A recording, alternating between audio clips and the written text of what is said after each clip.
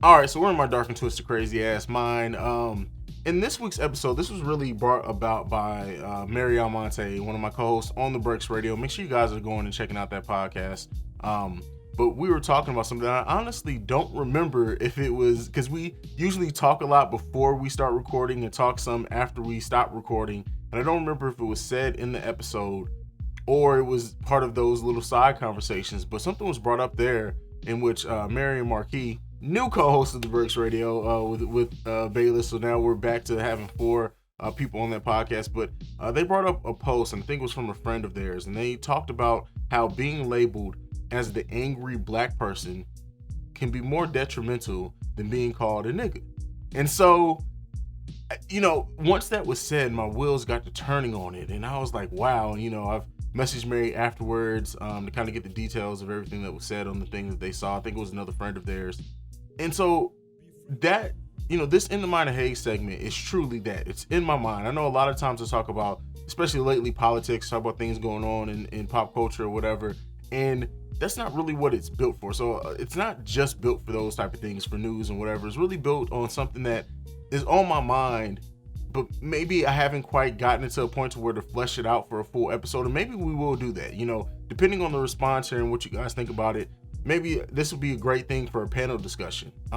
Because being labeled the angry black person, right? When you hear that, me say, is that more detrimental or hurtful than being called a nigga? And the reason why I say that is because people call, if someone were in an interaction, I've luckily, at least not to my face, have ever been called a nigger by anyone from outside the race. I just haven't. That's not an experience that I've had. Thankfully, I know a lot of people have. Again, I grew up in Europe primarily for a large portion, but all of my adult life has been here in the States. Haven't ran into it.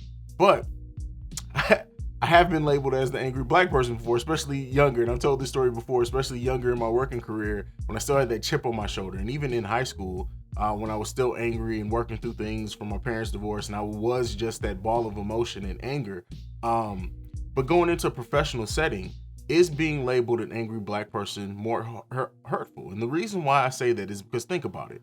Being labeled as the angry black person is kind of like this badge. It's one that carries with you and through you. And if people aren't saying it to you, they're saying it around you. And if on the job you're labeled as that angry black person, how does that hurt your career trajectory? How does that hurt the way that your peers see you, and ultimately your bosses see you as well? And then, are you chosen to not only be promoted? Are you chosen to be a part of some other groups or other special activities or projects? And when you think about that, it kind of is more hurtful in the long term than being called a nigga. Because very rarely in a professional setting are you going to be labeled, are you going to be called that. But to be labeled as the angry black person on your job, in your workplace, even outside of that, think about how that then affects the way that you are viewed by your workplace. And so it's something that is like, once that thought got in my head, it's like, it's crazy, because it not only can it be hurtful professionally, right? But then it alienates you possibly from people or people from you. And then that can be an even bigger issue. Once you are looked at like this ball of radiation and people no longer see you for your potential for greatness or the greatness that you do have, it's, oh, well, we have to watch out for him. We have to make sure that we kind of we don't want to trigger him. And think about how many of your dreams can be dashed, how many of your of like I said, that potential cannot be realized, not because of your own merits, but because the people think that you are that angry black person. And it's also like, and then also let's talk about it from the other aspect, not just from people viewing you as the angry black person, but the fear of being labeled as the angry black person.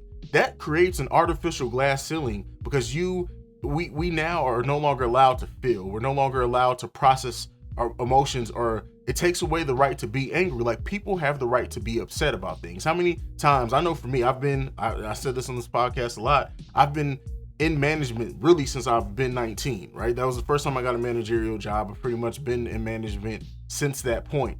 And so when you think about how hurtful that could be to like where I was going with this is that I've seen people in upper management get angry. Maybe not at coworkers, maybe not at people who work underneath them. It may have been with a business partner, it may have been in with how things are projecting, but they get to display that anger, even in professional settings, in managerial meetings, they display that. But being labeled as that angry black person, if you're in certain settings, can be extremely hurtful. We don't have that same range to show our emotions, and that's on the men and women's side. Yes, men, to be labeled an angry black man, so when you hear that, it automatically puts you in the mindset of you're making people fearful of being around you, that you may snap, that you may, black men are feared for their physicality.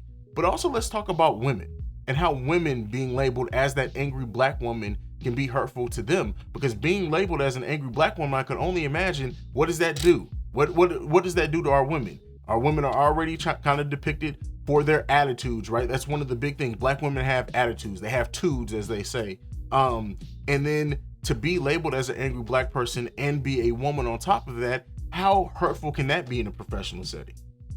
How hurtful can that be to when you want to be in a meeting and be taken seriously?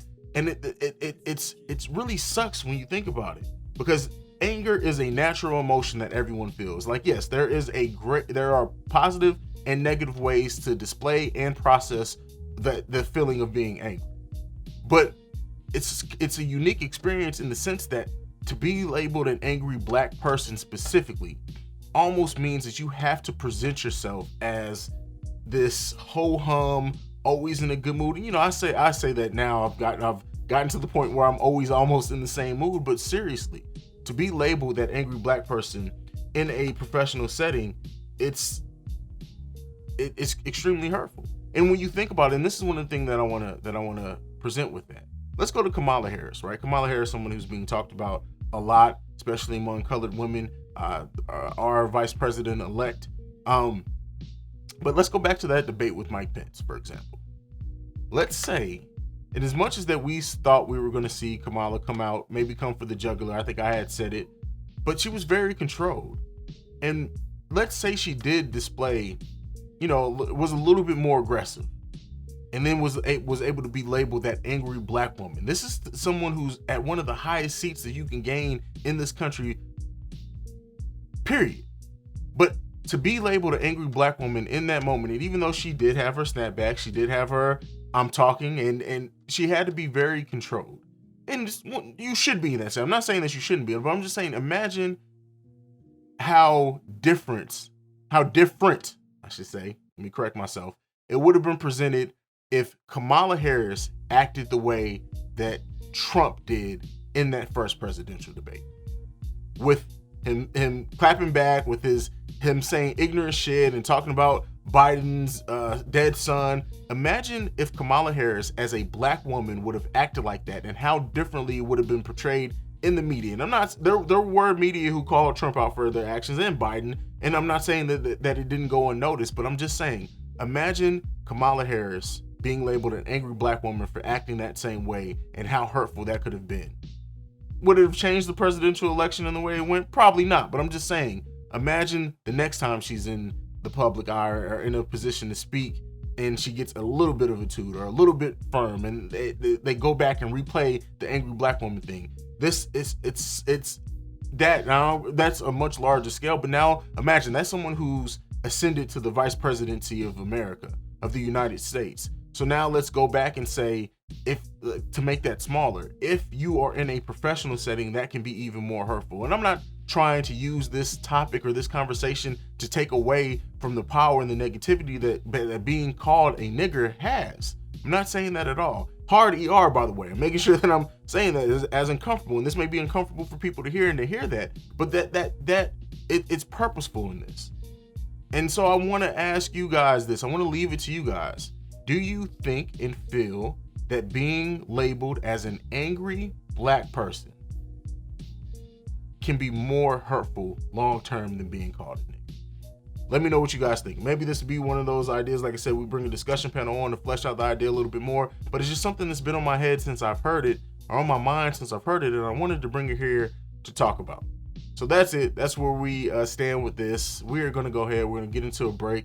On the other side of that, we are going to get into the fat phobia discussion with my brother, JB, the prodigal one. I'll catch you guys on the other side of this. Peace. This has been a presentation of the Breaks Media.